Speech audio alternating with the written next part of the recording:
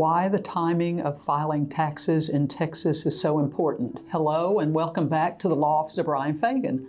With tax filing deadline fast approaching us on April 18th, we wanted to take a moment to discuss why the timing of filing taxes in Texas is so important, especially when it comes to how your taxes can interact with your divorce. First, let's discuss the basics. It's your responsibility to determine whether you have to pay taxes each year by completing a federal income tax return based on your income from the prior year. Depending on your circumstances, you might not be liable to pay taxes, or you could be in line to receive a refund. However, the only way to determine this is to take the time and figure out your tax obligation, if any. Now, if you haven't filed or paid your income taxes in numerous years, it's crucial to file taxes for any years you have not already done so.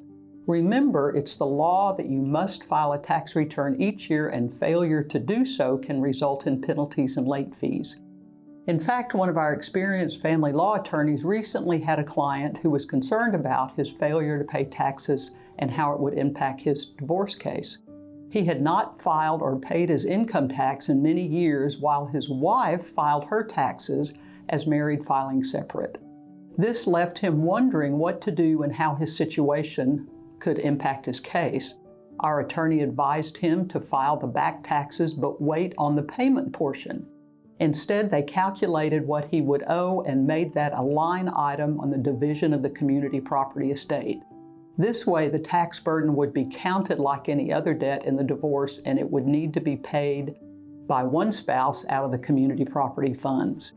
It's crucial to understand how community property laws in Texas will impact how you figure out your income when you're filing your federal income tax return each year.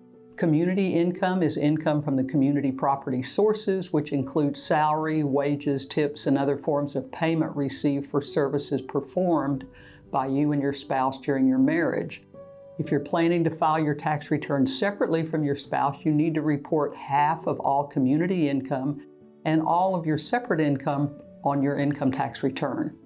Most people who have been married for a fairly long period will not have very much separate income to report on their tax return. As a newly single adult, it's crucial to understand how to file taxes in a way that is most advantageous for you. For instance, you might be able to file as head of household and receive a larger standard deduction than you would if you filed married and jointly. It's also very important to negotiate regarding the child tax credit with your spouse. This credit was worth $2,000 in 2022, and every dollar helps. If you do not negotiate on this, a judge cannot issue orders on a federal tax credit. We hope this information has been helpful for you. As always, if you have any questions or concerns about your taxes and how they can interact with your divorce, please contact our attorneys at the Law Office of Brian Fagan. We are here to help. Thank you for tuning in. We will see you next time. Thank you so much for watching this video. We hope it was both helpful and informative for you. At the Law Office of Brian Fagan, we are here for you. So please let us know how we can help you with your family law, estate planning, or criminal defense matters by calling our office today at 281-310-5563 to schedule your complimentary consultation. You can find all of our social media info in the description below, and if you would like to stay updated on all of our videos, events, and promotions, be sure to subscribe to this YouTube channel by clicking the notification bell.